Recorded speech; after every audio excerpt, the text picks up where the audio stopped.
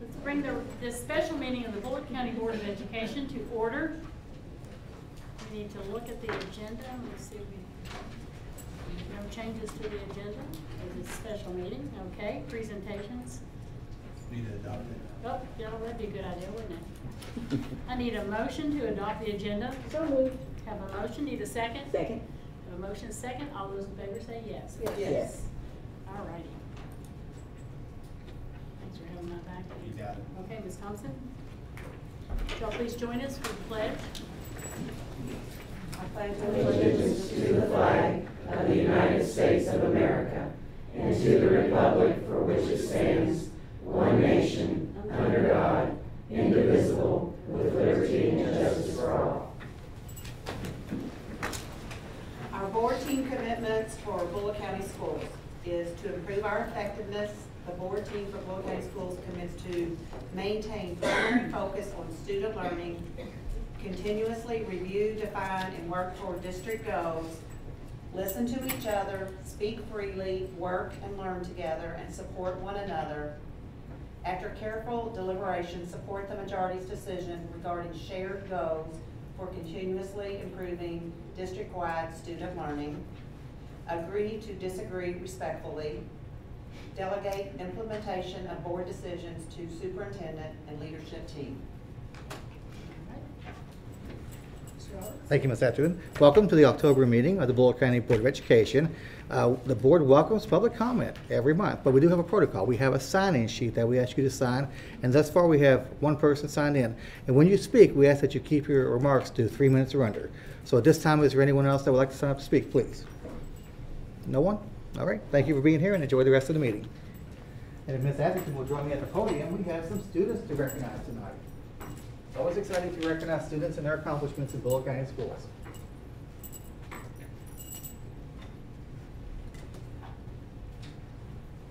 Sir. Thank you, ma'am, for joining me. First off, would Mr. Jameson McCreary come to the podium, please? If you want to say anything, we're just going to talk nice about you while you stand up here, okay? Now, this is what Jameson's being recognized for. He created string art, which you really have to see to appreciate, and it's over at Riverview Opportunity Center's main hallway. So this is why I want you to go in to Riverview, and then turn right, and it's on the wall. They've got it mounted on the wall, and it's a massive string art sculpture. And this is what he earned for it. First place in fiber arts at the Kentucky Senior Beta Club Convention, 5th place at the National Senior Beta Club Convention, and a premium blue ribbon at the Kentucky State Fair in fiber 3D art sculpture. And if that wasn't enough, Jameson earned 3rd place in science test at the Kentucky Senior Beta Convention. Wow. Congratulations, Jameson.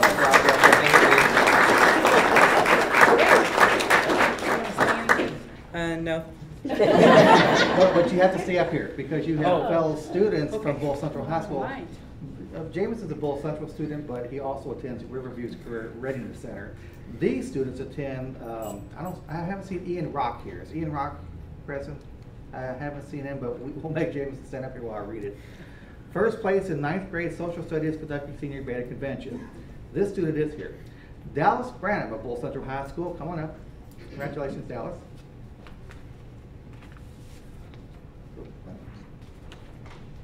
It's this one. There we go. Mr. Branham earned 1st place in special talent, not only 1st place at the Kentucky Senior Beta Club Convention, but 1st place at the National Senior Beta Club Convention. Congratulations. He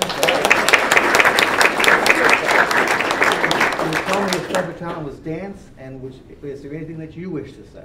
And that is fine. Jameson and Dallas's parents, are you all here? Please stand up for a moment. We want to recognize you. And this next young lady, I know personally, Emma Maddox, she was on one of our posters for the VIP poster competition. Emma, come on up, bring your drawing with you. Emma's a gifted artist. She's a Bull Central High School student, and she earned 2nd place at the Kentucky Senior Beta Club Convention. And where is your, it's here somewhere, I have to find it, so, right in front of me. Emma, would you mind showing us your drawing that you earned honors for at the Kentucky Beta Club Convention?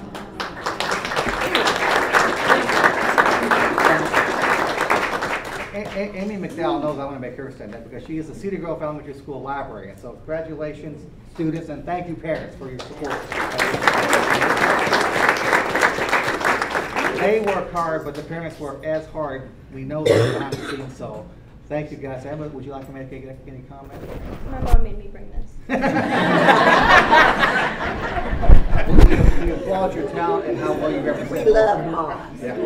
We applaud your talent and how well you represent Bullitt County Schools. Thank you so much. Thank you. Good job.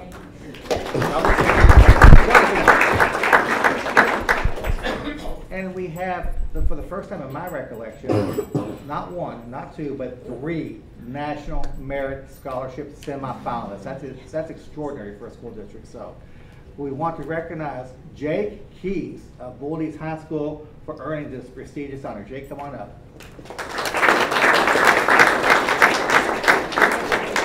Jake is here with his parent, his mom, Monica. Monica, stand up, please, just for a second. Thank you, Monica, for your Jake, you have the floor. Is there anything you want to say? How are you going to prepare for the next step? Well, I'm taking the next step now, so Good. preparing was a few months ago. Oh, so you're taking it. What are you doing now in terms of taking it? Well, I've finished the application with this, and then right now I'm just applying to colleges, and that's the main thing on my mind right now. Very good. Very proud of you, Jake. Congratulations on your accomplishment. Good job. And I don't see Ms. Hannah Sharp or Ms. Hannah Wells or Ms. Jenna Sharp from the BAS program. We will make sure we get these certificates to them. But let's give all of our students a round of applause. Don't forget to go see Jameson Stringer. Stay River. Now, students, you're welcome to stay. We know you have school tomorrow. This is a good time if you want to head on out. Thank you, Ms. Atkins.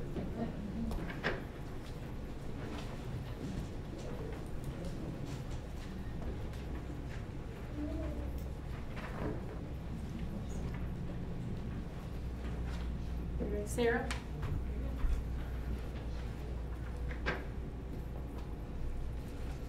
Good evening. Mine will be very short, but I wanted to take a few moments to acknowledge a program that I am in charge of as part of my job. It is called PBIS. PBIS stands for Positive Behavior Interventions and Supports. It's a program that we put in place at all of our schools, and the goals for that program is to acknowledge positive behavior for students, to increase student engagement, reduce referrals for our behaviors, and acknowledge just the positive behaviors and the successes that go on in our schools. So part of that PBIS program, we hold some accountability for fidelity, which means operating at a level that we feel like that is proficient and that the state feels like is proficient at that level. So I wanted to take an opportunity to acknowledge some of our schools that have received certain levels of recognition. There's 3 levels of recognition when it comes to PBIS fidelity. It's either a bronze level, which means that at tier 1, they are implementing with fidelity. And then there's the silver level and then the gold level for all 3 tiers that they're implementing. I do want to acknowledge that there are 2 schools in our district that are acknowledged and awarded the gold level for implementation. And that is Bullitt Alternative Center and Maryville Elementary School. I also want to acknowledge our schools that have received the silver level, and that is Overdale Elementary School. And then the rest of our schools are at bronze level, and that is Burnham Middle School, Bullitt East High School, Cedar Grove Elementary, Crossroads, Eastside, Freedom Elementary, Hebron Middle School, Lebanon Junction Elementary School, Mount Washington Elementary School, Nichols Elementary, North Bullitt High School, Pleasant Grove Elementary School, and Roby Elementary School. There are some schools that did not get the fidelity recognition. Their goal this year is to obviously get that recognition. They have to score at least a level of 70% or above. So we're trying to treat this as a formative process to where they assess themselves, they know where they are, they take action plan to make those goals for fidelity in the future. I can say that every one of our schools does operate 100% for PBIS recognition. They just haven't received the fidelity yet. So, thank you very much. Thank you. Ms. Mingus?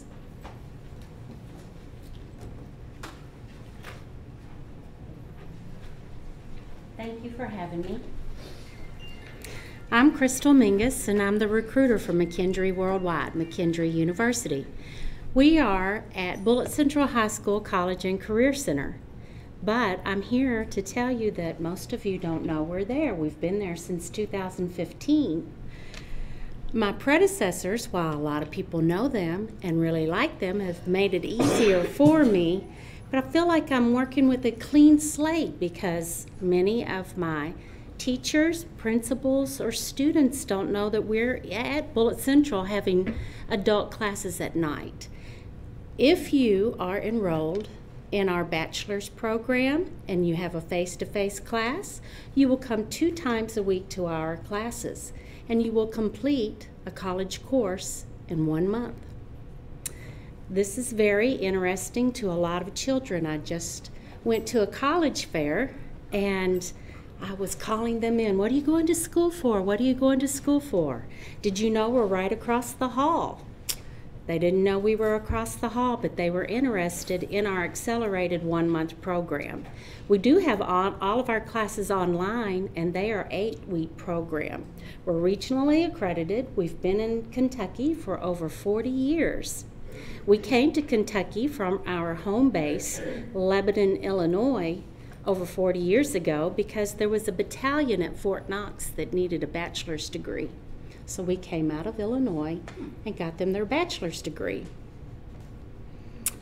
Because you are a Bullitt County Public School employee or an alumni, you would receive 10% discount on our tuition.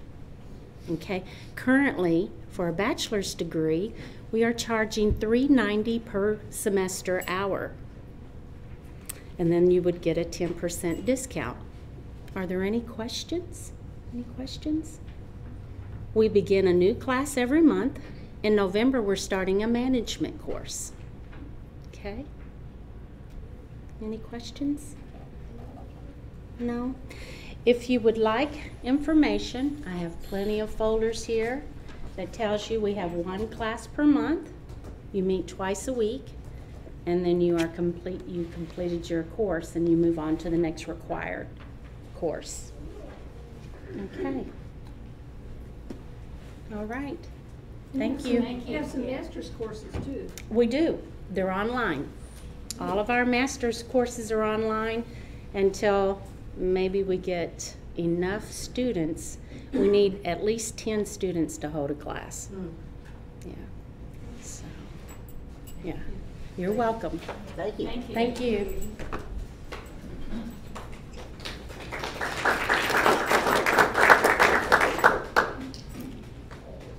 Kimberly, you're up. Good evening. Each year, per KRS 160.325, I'm supposed to report to you guys on our previous year's energy usage and cost. So this is my report for the 17-18 school year. I always like to remind folks, this doesn't look much different than the slide from last year of why we do this. 30% of energy across schools in the country, and that's only K through 12 schools, is still wasted. And that equates to about $3 billion worth of savings that could be achieved if we invested in energy efficiency. And for a typical school district like ours, it's the second largest line item on a budget after salaries and benefits is that energy cost. And in 2014, with just Energy Star certified schools across the nation, it would have equated to just over 14,000 teacher salaries that were saved by those buildings being more efficient. And why BCPS got into this, I tried to cut back a few slides, but in 2006, KPPC, the Pollution Prevention Center through the University of Louisville, had reached out to BCPS as well as Kenton County Schools, Russellville Independent, Russell County, and there's one that I always forget, just to see if they could implement the same strategies that they were using in their commercial industrial customers to K through 12 buildings. So before all the stimulus funds that came along when other school districts were doing this in 2010, we were on the cutting edge of that. So compared to our baseline year, which is the 2005-2006 year, Last year we used 28% less electricity, 43% less natural gas, and I always have that little asterisk with the propane consumption. We still use a little bit on the generator at Hebron, but we don't use it for cooking or for heating anymore. So that cost savings, cost avoidance, is over $700,000 for electricity, $126,000 for natural gas, and that running total for propane, where we don't use it any longer, is just over $78,000. And to see what that looks like, and this is in the report that I provided, just compared to the height of our electrical use when we started really growing out here with the increased square footage for our buildings, is we're spending a little bit more because utility rates continue to go up, but we've used almost 6 million less like kilowatt hours for electricity, almost a third less natural gas, and again, no propane except for that generator. And I still like to show this slide, what our success story is. So our square footage is the green bars, so where we've continued to grow, and then our energy use. So that height of that 2006, 2007 year is the blue line, and where we've continued to move down.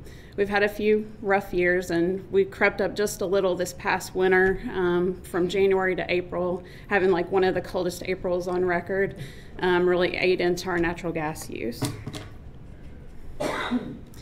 And then I like to always provide this graph too. Our baseline year is the yellow line, and then to compare the 16-17 year to the 17-18 year.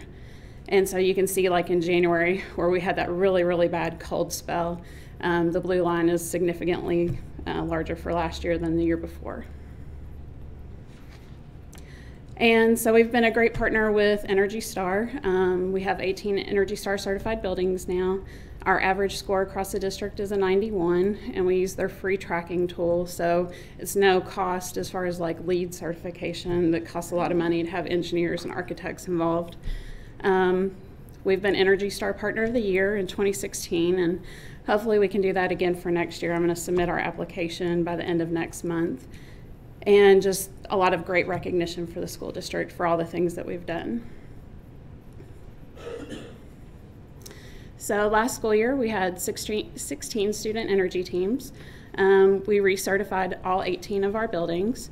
Through monitoring our utility rates and bills and participating in LG&E's demand reduction program, we got back just over $4,300. Commercial rebates for lighting was just over $5,000. And we've also participated with the U.S., that's Department of Energy, not as somebody said, why is the Department of Education recognizing you?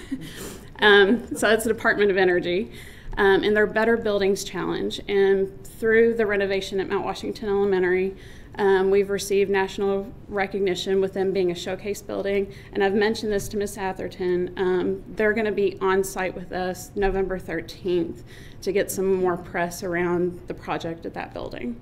Because since its baseline year, it's saved, in comparison, just over 55%. It's using less energy and cost than what this current year was.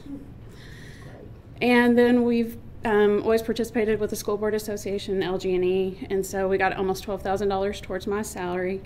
And then the funding for the LED parking lot lights at Freedom, which I have to give a big shout out to our maintenance staff, because the guys did all the work. The grant funding purchased the lights, but the guys did the work with installation. So we're going to continue this year with, I've got another great group of teachers and students for student energy teams, participation with our curriculum partners that provide some great free workshops for our teachers that aren't just for the student energy teams, but for any like science or math teacher that would like to attend. Energy Star recertification for our buildings, monitoring of our utility bills and rates, and continued participation again with the Department of Energy, which is more great press for all the great things that we're doing. And that's just to highlight to the bottom left-hand corner and the top right-hand corner, 2 of our student teams were recognized in, they held it in Lexington with need, and just some of the projects that the kids have done out in the schools. And then the 2 center photos are Freedom at night after the LED lights were installed. And, oops.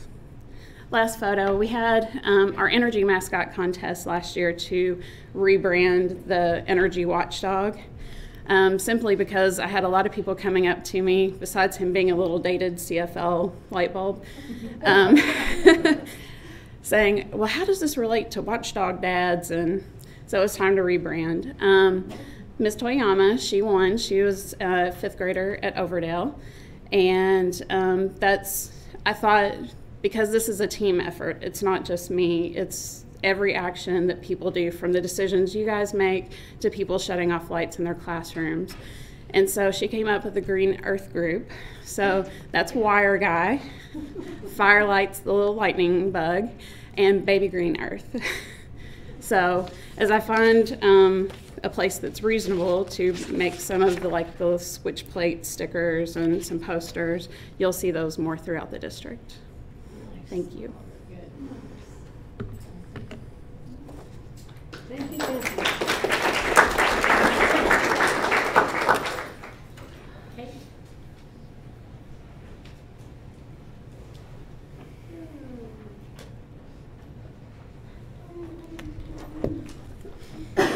Good evening, everyone. I'm coming to update Bullitt Lake Middle School's progress, and we have just about 2 months left on the construction for EH over there. So this is the view of the school last week when I was out there for another punch. Right now, EH is progressing onto the 7th grade corridor. This is the 6th, 7th, 8th. The teachers and staff were able to move into this section of classes on Friday, and now they've kind of transitioned back and forth to flex in and out of that classroom there. EH is sticking to that 2 to 3 week scheduled block for the remaining blocks of classrooms. They're taking the 2 remaining public restrooms out of play while they're working on each grade, but the school has been very flexible with working with 1 restroom down. They still have adequate facilities, but they're trying to keep that going and moving that along as quickly as possible. So each restroom will be about a month left. Here I'm just going to show some images. I didn't have a lot of good before and after slides, but this is a view down a typical corridor. We've got double loaded lockers now to increase the school capacity.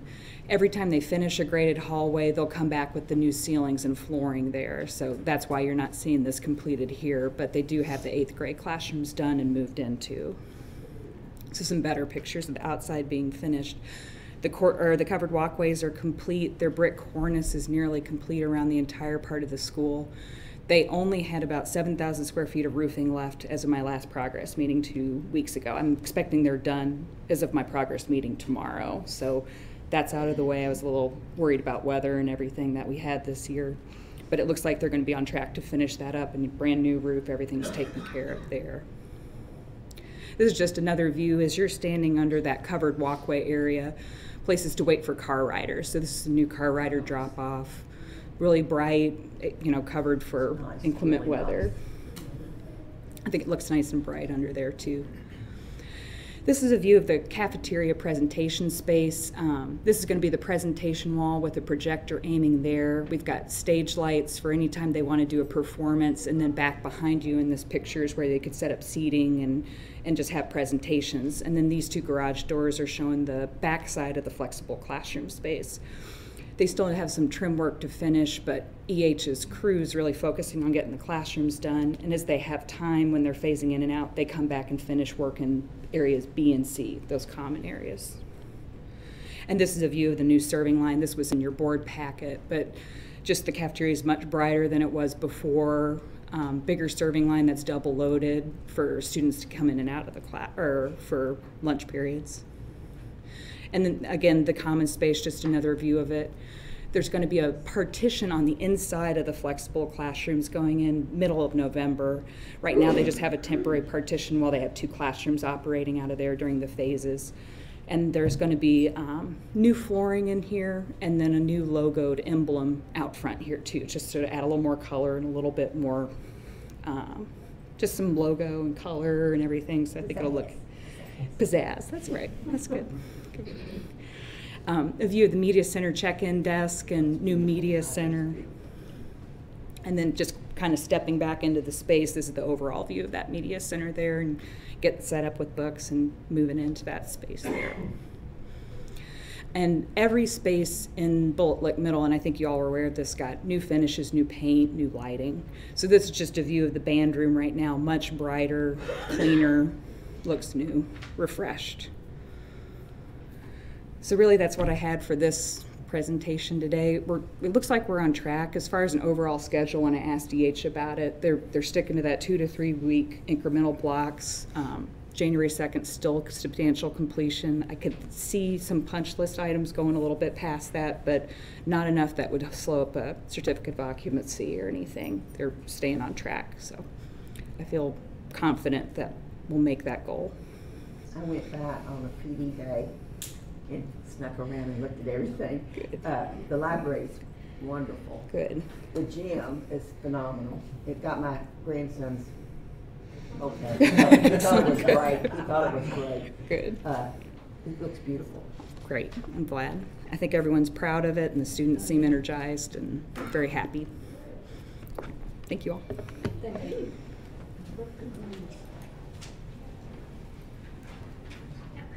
Catherine Dozier.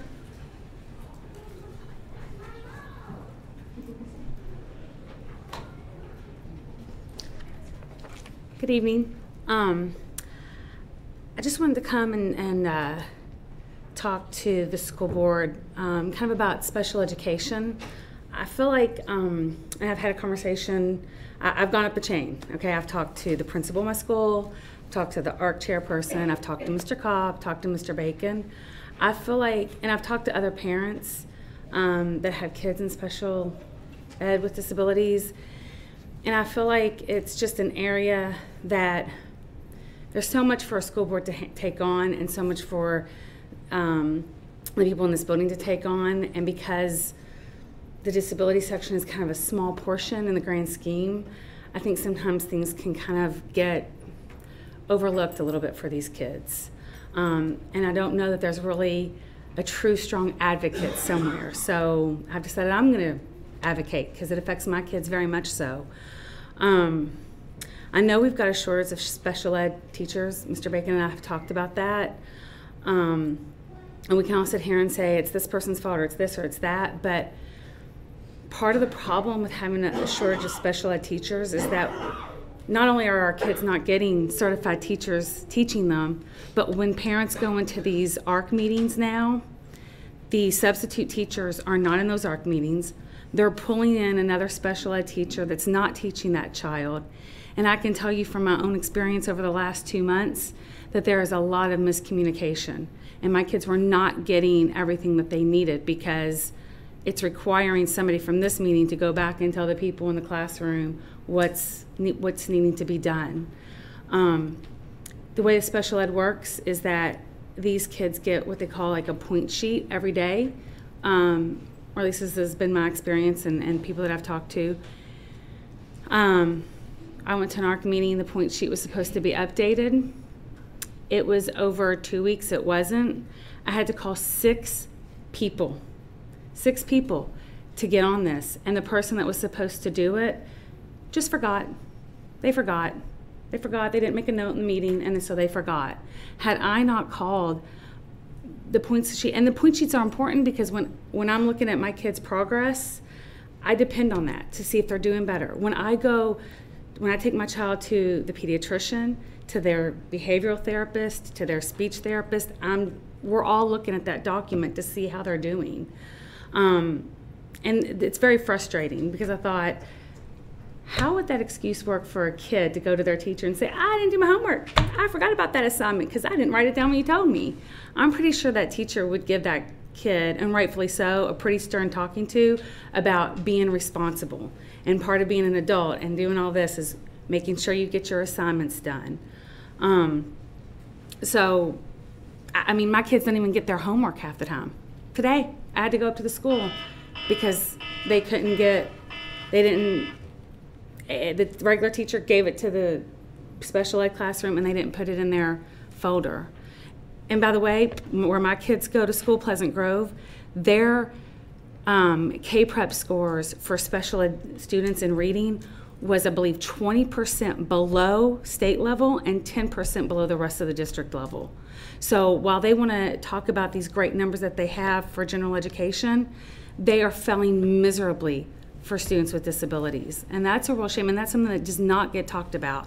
When we brag about numbers, we never talk about where our students with disabilities falls. And I think that that's a shame, because these students have a lot of potential, and I feel like it's just kind of not really getting, they're not getting all the resources that they really need, you know, and are entitled to. I mean, I shouldn't have to go up to the school to get their homework. Nobody else in the regular education classroom had to go up to the school to get their homework that was in class today. So I don't know why my children should be treated differently because they're in special ed. And in fact, I'm pretty sure that the state legislature would say, well, that's the whole reason we put in all these laws. They're not supposed to be. So I just want to kind of implore that, I know we've got a shortage. I think it's only going to get worse. And I think we've got, I look to you guys to be problem solvers. You know, we talk about teaching our kids how to solve problems, but we need to lead by example, which means we see a problem coming down the pike, we need to figure out what we can do here at this level, and not just pass the buck and say, well, the state this or the state that or the federal government, but what can we do to kind of make it as smooth as possible, knowing that we're going to have a shortage. So I don't think it's fair to expect more of students than what we as adults are willing to do in our jobs. Well, one, and I know somebody else, Mr. Cobb, wants to address it, but we are held to that. I want you to know that we're held to that in terms of our gap, and Mr. Bacon may want to say that. How our special ed students perform is watched, and I mean, that is one of our accountability points. So know that. I don't want you to have to go after their assignments or their point sheets. That's not good. Their point sheet's not caught up, but I'm sure that's part of that. No excuse, explanation. It's probably part of that substitute teacher here and there. So I think it's a fair request to just watch on that and what's happening with our substitutes. Mr. Bacon? Yeah, and it's been a difficult scenario because a lot of times she's right, those substitute teachers don't have their special education certification, so the laws don't permit them to be a part of the art. And so we have to have other folks that are certified as a part of the art. And it does cause some communication issues. So that's something that we're definitely working through. But as we get our staff fully, or as we get fully staffed in our schools with our special education staff, the expectation is that we'll get better. And it's my hope that it's the experience you're going to see at Pleasant Grove as we get those folks on board full time.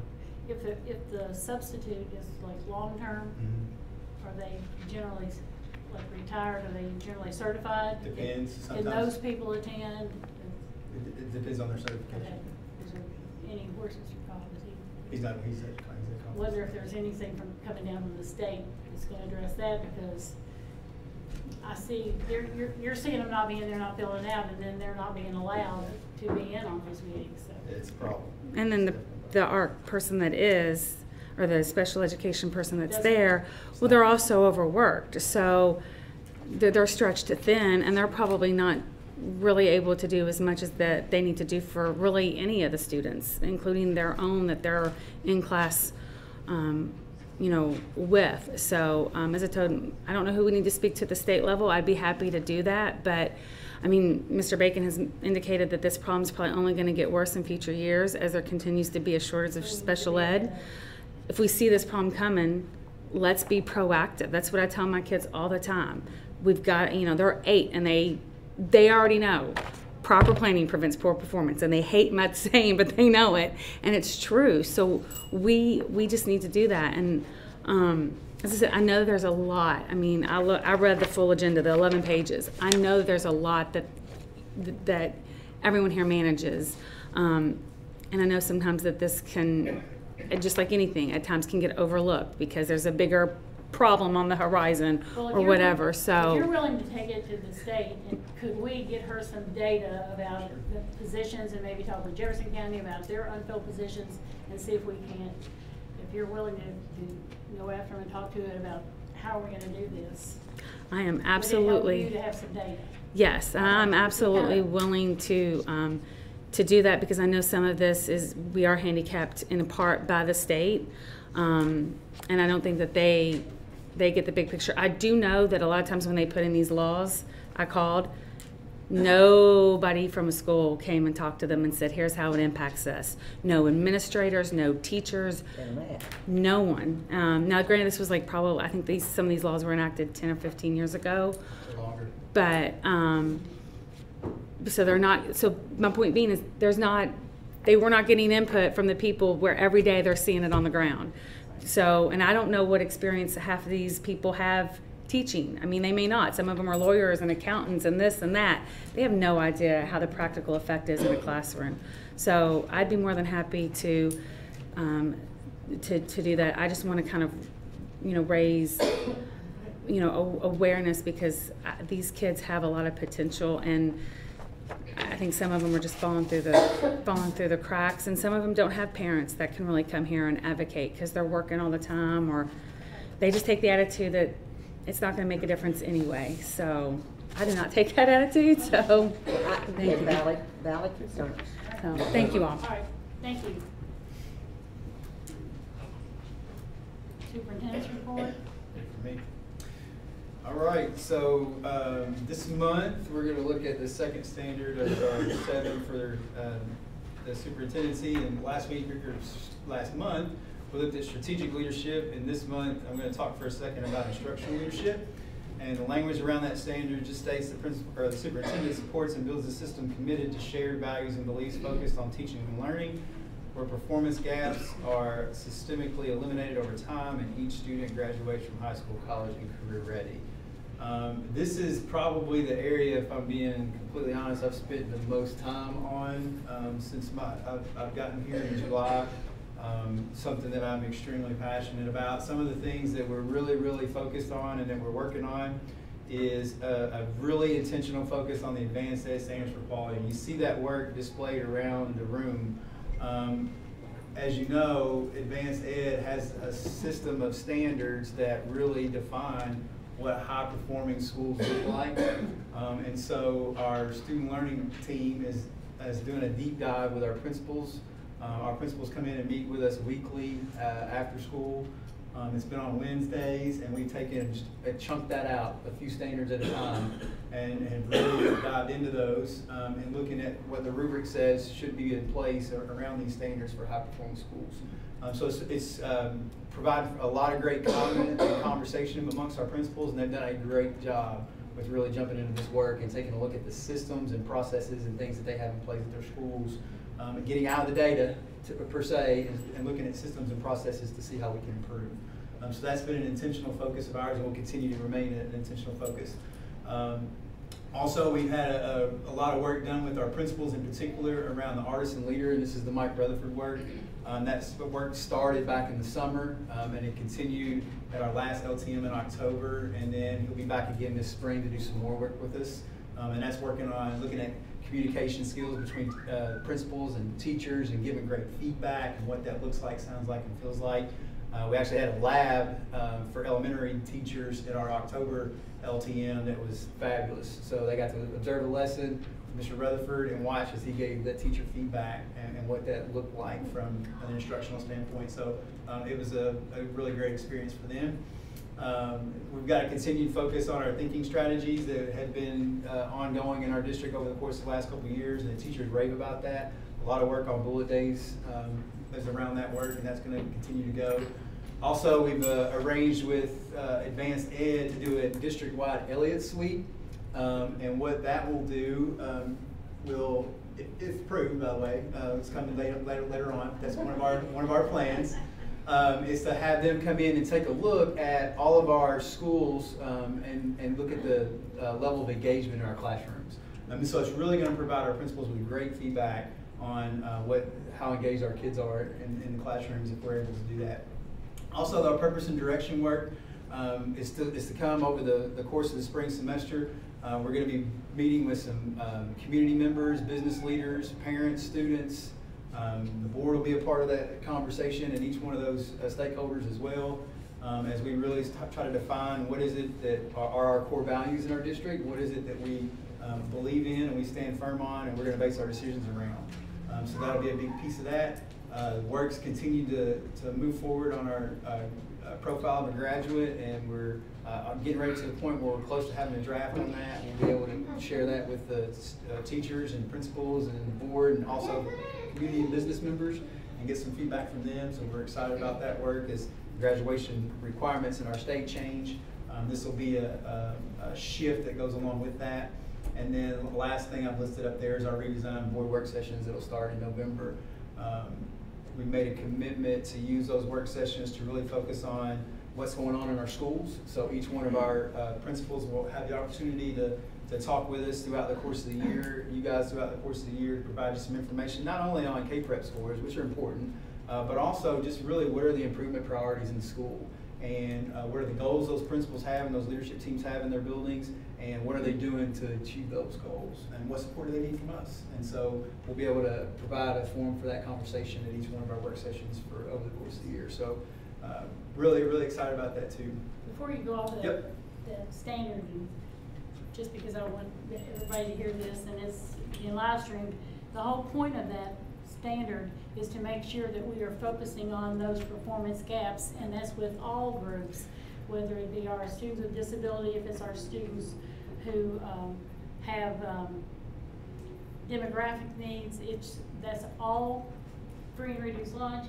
It's a focus that these guys are making on all gap groups. And then that's why the system work is so important, because we have to make sure that we've got processes and systems and procedures in place that address that at the classroom level. If we wait until K-Prep time and we try to judge based on the information we get back from that, it's way too late, because it's October before we get that data back from next school year, and we're a third of the way in. So we've got to back that down really to the classroom, daily classroom level, make sure that we've got systems in place to not only identify when kids are having issues, but making sure we're getting them the assistance and the support that they need to be successful. So that's a huge focus on this work right now. Yeah, and there's just some pictures of some of the stuff going on. You can see our principals collaborating, doing some drawings on the wall. I think I was portrayed as a circus master back there in one of those pictures. Oh, no. So yeah, we're doing that work with our principals and our instructional coaches. And then we've got some really, really great partners that are working with us as well in the work. So we're extremely excited. And the other item on my report is, of course, it is time for the all-exciting development of a new local planning committee for the district facility plan. And that does require a member of the Board of Education to serve on that committee. So I am looking for a volunteer. You got it. Right. Any other items from the board?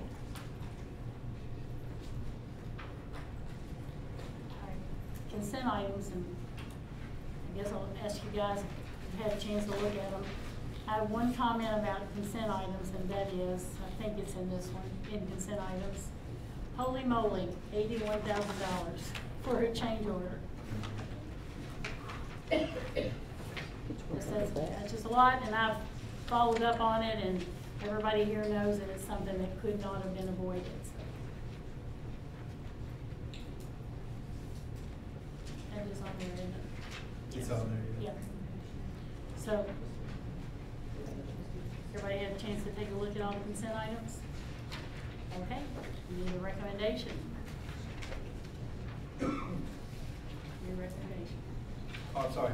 The recommendation is to approve consent items as presented, noting that all items have been studied with individual recommendation and rationale being provided prior to the meeting in the full board packet on October 22nd, 2018, which is available online. All right, we have a recommendation. We need a motion. Motion. We have a motion. We need a second. Second.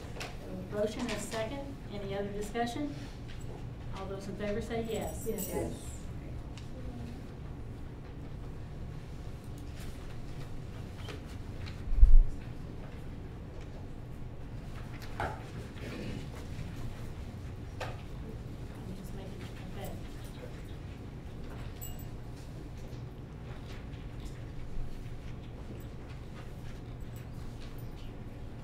Contracts and all that is in our consent. unfinished business? No unfinished business. Okay, we have new business. Early graduation. All right, I have 2 students who have applied for early graduation. The first student is Carly Goldsberry, who is a senior at Riverview Opportunity Center with Bullitt Central as her home school. Carly has completed all of her graduation requirements and is career ready in automotive and industrial maintenance. Carly has already enrolled in the University of Northwestern Ohio and has been accepted in the Associate of Applied Science and Diesel Technology program. If her request is approved, she will begin the Diesel Technology program on November 13, 2018. My second one is Devin Gossam, is a senior at Bullitt Alternative Center with North Bullitt High School as his home school. Devin has completed his alternative petition and has met all the graduation requirements. Devin is currently working at McDonald's and plans to enlist in the National Guard. Okay, recommendation. Recommendation is to approve the early graduation requirements for the 2 students presented. Okay, we have a recommendation. Do we have a motion? Motion. Have a motion. Do we have a second? Second. Second, a motion second. Any discussion? All those in favor say yes. Yes. All right. Jennifer? Presented are the job descriptions and annual pay scale for the Drug-Free Communities Project Coordinator and the Drug-Free Communities VIP Club sponsor. The Drug-Free Communities grant allows for 1 coordinator and 10 VIP club sponsors. Recommendation? Recommendation is to approve the creation of a drug-free communities project coordinator and VIP club sponsor positions and the corresponding annual pay scale as presented. Okay, we have a recommendation. Do we have a motion? Motion. We have a motion. Do we have a second? Second. Motion second. Any discussion? All those in favor say yes. Yes. All right, school nutrition. The School Nutrition Association and the Kentucky School Nutrition Association are national and state non-profit professional organizations representing child nutrition professionals. Membership provides legislative advocacy, industry knowledge, training, and professional development, certification, and many opportunities for professional networking. In an effort to encourage managers to participate in SMA and KSMA, we're requesting a monetary incentive program to those who join and/or seek certification. The proposed incentive plan includes the incentive amounts and employee requirements and criteria. Okay, we have, need a recommendation? Recommendations to approve the SNA Membership Initiative Program for SFS cafeteria managers as presented. Okay, we have a recommendation. Do we have a motion? Motion. Motion. Do we have a second? Second. Okay, we have a motion and a second. Any discussion? All those in favor say yes. Yes. Thank you. All right. I'm standing in for Lisa Howell tonight. All right. The district remains above most other districts in nurse-to-student ratio and way above the National Association of School Nurses recommendation of 1 to 750. Currently, nurses are making 53 scheduled stops each day, and between the hours of 11 to 12, 18 students at 13 different schools are seen.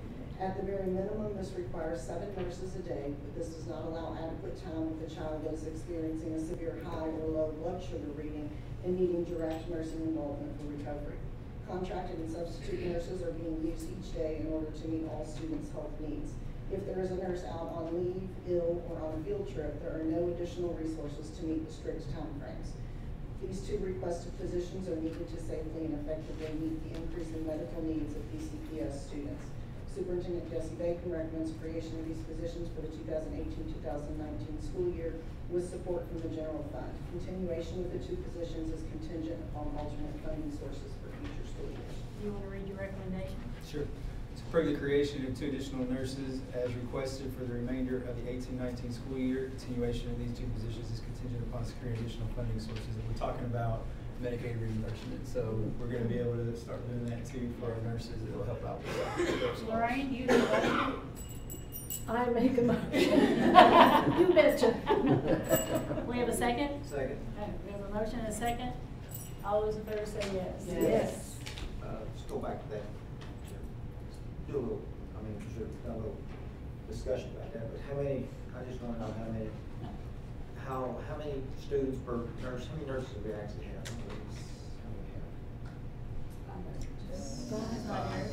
Five? We have 5. We'll just make it 7. Let's make it 7. Or how many students we have? 13. 1,800 kids are nurse. That's a little inadequate. You need to work on that now. Agreed. I know Lorraine would agree with that. All right, sorry. Request for additional staff assistant principals.